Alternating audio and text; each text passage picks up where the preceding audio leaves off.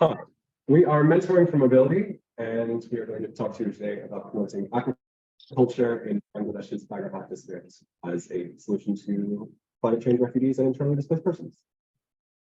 So, as an overview, we are coming at this from the perspective of like an international group, and we would like to partner with local organizations, key to this being Atoms, to create and distribute a mentoring program in Bangladesh to implement small-scale shrimp agriculture cooperatives. We want to achieve mentoring through the use of model training units and an education system modeled on the ILO's training for rural economic empowerment system, with the ultimate aim of regional economic development, creating job opportunities and facilitating IDP integration, and mitigating the impact of climate change on food security as climate change continues to threaten Bangladesh's primary sustenance crop of rice. Okay, so here we have a little bit of an overview of what this mentorship program is going to look like. So we want this to be a holistic education experience. We want it to include more than just training, so that it can develop a lot of different skills for Bangladesh people, as well as promote social mobility and create job opportunities specifically focused at youth and marginalized communities like the internally displaced refugees. One of our avenues is going to be through aquaculture education, which, as Jonah mentioned, we'll be using rural technical training, where we'll provide funding for the equipment needed to start aquaculture, which could include shrimp stock, aquaculture equipment, and stuff like that. And then we'll also be having mobile training centers to make sure that this training can reach the rural populations in the coastal towns of Bangladesh, and make sure that this education can really reach the communities that need it. And then the other side of the mentorship program is going to be community integration. So with the internally displaced peoples being moved to coastal towns, we want this movement to aquaculture to also help integrate them into the community. And we're going to do this through some life skills training, which will involve community engagement, which will help build social mobility and help build connections between a lot of different people, and hopefully lessen any potential community disagreements based on religion or based on economic status or anything like that. And then hopefully also this mentorship program will lead to greater financial literacy as people will increase their resiliency through infrastructure and be able to continue to support themselves. So why did we choose this specific district? We picked it because it's a coastal district where a lot of migration, especially from internally displaced persons, ends up. Its proximity to Mongla Export Processing Zone, which offers a market and processing facilities for the end product of these farms. Our local implementation partner, Atoms, already operates there. There is also a large mangrove, a highly biodiverse ecosystem, which will be under threat as climate change occurs, and we want to promote conservation of biodiversity efforts there. And we also figure it has strong scaling up potential, as many of Bangladesh's coastal regions share similar characteristics to this, similar risks, and a lot of export facilities are lining the coast and all river deltas. There are 7 main product goals. We want to facilitate integration of IDPs to climate change. We want to provide education and career opportunities to youth. We want to reduce social inequality, alter urban migration patterns, and offer alternative venues for people to migrate to mitigate the impact on major urban centers. We want to improve financial literacy and food security, and we are committed to long-term sustainability in a community-based, self-sufficiency promoting, and profit reinvesting way.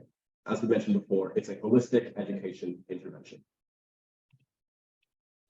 And so the general timeline for this project to fit within the 1-year guidelines set out in the instructions for the challenge will basically, even though our end goal is to have like a comprehensive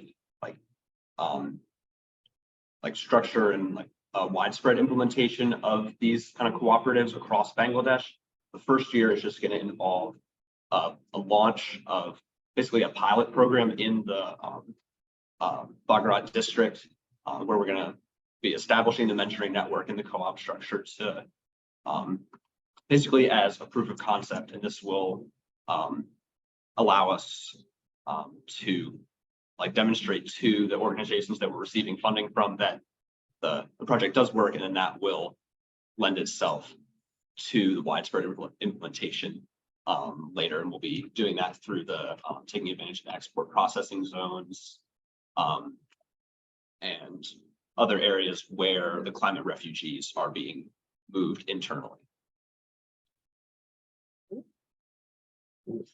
Oh, no. Okay, wait, back it up. Okay, no, that's the right. That's actually the right Okay. time? Yeah. Great. Great. Okay. Okay, so looking at implementation of our plan. So there has been a previous study by a university about cooperative farming in Bangladesh and kind of the community uptake of it.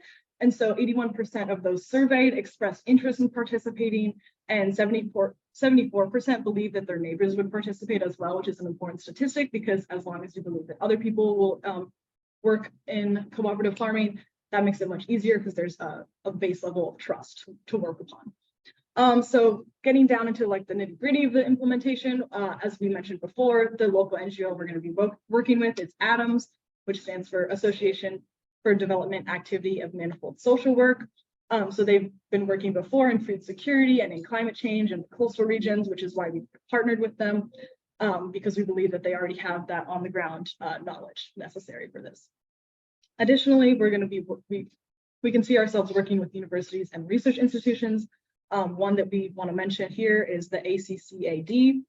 They're a research institute in Bangladesh that has been working on climate resiliency and has been working in the Mongla region before for helping them have more resilient infrastructure.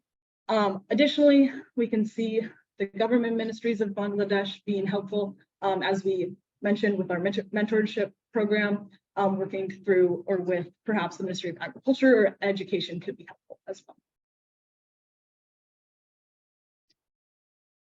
We're really having fun with slides today. Okay. Okay, wait, hold on. Sorry, this is That's- weird format. There we go, predicted benefits. Okay. Okay. Yeah, so through the widespread implementation, the more long-term implementation, we're hoping to mitigate the environmental impacts of Bangladesh's large-scale commercial fishing, which are often extremely detrimental to the environment. And as we mentioned previously, we'll aim to also protect the mangrove ecosystems that surround the coastal regions. So taking into consideration the initial costs of the project and their setup, we have feasibility studies that need to be conducted. There are brick and mortar costs, which are inherent to the program. There's a local office staff, etc. We aim to reduce these by primarily relying on cooperation with local things. Agricultural farm development, we need the initial trip stock, construction materials, and transportation logistics. We need things like mobile training centers, relocation of experts, everything from within Bangladesh, and mostly within Bangladesh, and bringing the actual products to the export production zones and markets. We also, in terms of sources of funding, we would like to pull from the Green Climate Fund, Climate Development Foundations in our first year of operations, and universities, specifically those in Bangladesh currently researching sustainable agriculture. And in the future, we'd like to rely more on international aid development organizations as we scale up, private enterprises like the MasterCard Foundation, and further government funding at the local, regional, and national level. This project has a massive potential for socioeconomic mobility, specifically through class and gender. The WFP reported that there's a massive discrepancy between food insecurity reported in the first half of the year and the second. However, low-income households experience 26% of low-income households experience food insecurity throughout the year, and 32% of Bangladeshis live below the national poverty line. By offering a different mode of community-based nutrition outside the confines of rice production that's mitigated to October, you allow for a more year-long supply of food and accessible, nutritious food. Women account for almost 8% of aquaculture production's workforce in Bangladesh, and this scheme would allow women to have access to higher education and grant potential for higher earnings leadership roles within their projects and communities. This is what we get. Evaluating our results, there's performance indicators laid out by the Green Climate Fund, encompassing the social impact, meeting the recipient's needs, sustainability, local ownership, efficiency, and effectiveness. And all in all, we tend to do that by addressing food insecurity, creating economic opportunities, building resilient infrastructure, integrating internally displaced Bangladeshi climate refugees, promoting connections through mentorship initiatives, and reinvesting the profits into the local communities.